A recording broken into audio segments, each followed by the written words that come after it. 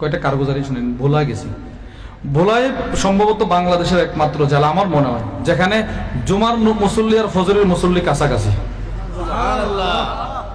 জুমার মুসল্লি আর ফজরের মুসল্লি কি কাছাকাছি, একদম কাছে। এই বছর জানুয়ারির 5 তারিখ, জানুয়ারির 5-6 ভোলা ছিলাম। আরো আশ্চর্যের কথা শুনেন, আল্লাহর কুদরত। ভোলা যেতে হলে আপনাকে লক্ষ্মীপুর থেকে 35 কিলোমিটার, প্রায় 30 কিলোমিটার সমুদ্রে থাকতে হয়, সাগরে থাকতে হয়। আমরা স্পিড বোর্ডে উঠছি, মাঝখানে যাওয়ার পরে বোর্ড আটকাই গেছে। ওমা, হঠাৎ করে তাকায় দেখি যে ড্রাইভার সে লাফ দিয়া সাগরের মাঝখানে নেমে গেছে। এর পানি এতটুকু। সুবহানাল্লাহ বলেন না। একটু পরে দেখি যে নৌকাটায় আসে আটকায় যায়, জাহাজ একটা আটকে আছে, 3 ঘন্টা যাবত আটকে আছে। আমি বললাম যে ভাই এই কাহিনী কি? চতুর্দিকে কিচ্ছু দেখা যায় না। এখানে আপনি এত পানি, গজর জোয়ার ওঠে নাই। জোয়ার আসলে তারপরে এখানে নৌকা চলবে।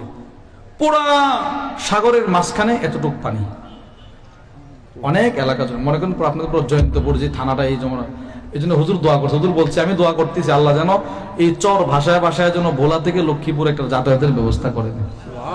মানুষগুলো অনেক ভালো, অনেক ধার্মিক। ওই এলাকার মানুষগুলো অনেক ধার্মিক। মানে জুমায় যে মুসল্লি, ফজরের সেই মুসল্লি। আপনি আমার আর অন্য কোনো একটা মাহফিলে দেখান এই পরিমাণ মুসল্লি হয়। জুমার প্রায় সেম জুমার মুসল্লির কাছাকাছি চলে যায়। খুব আন্তরিক, ধার্মিক। এজন্য ফজরের গুরুত্ব নিজের ভিতরে রাখা, নিজের পরিবারের ভিতরে ফজরের গুরুত্ব নিয়ে আসা। আল্লাহ আমাদের সকলকে যে কথাগুলো বললাম সেই কথাগুলোর উপর আমাকে আপনাকে সকলকে আমল করার তৌফিক দান করেন। আমিন। ওয়া মা আলাইনা ইল্লাল বালাগ।